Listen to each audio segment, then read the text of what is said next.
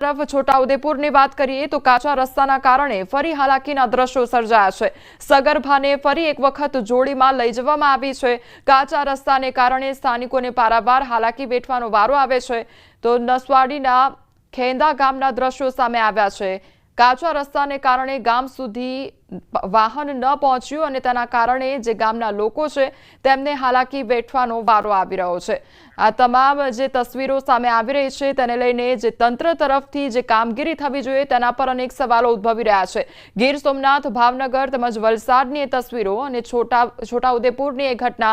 છોટાઉદેપુરની વાત કરવામાં આવે તો સગર્ભા જે મહિલા છે તેને બહાર લઈ જવા માટે જોડીનો ઉપયોગ કરીને ટીંગાટોળી કરીને તેને જે સારવાર અર્થે ખસેડવામાં આવે છે। બીજી તરફ આજે ત્રણ તસવીરો છે વલસાડ, ભાવનગર અને ગીર સોમનાથ, જ્યાં સતત વરસાદ વરસવાને કારણે રોડ રસ્તા પર પાણી ફરી વળતા અંતિમ યાત્રા ઘૂંટણસમા પાણીમાંથી કાઢવી પડી હતી।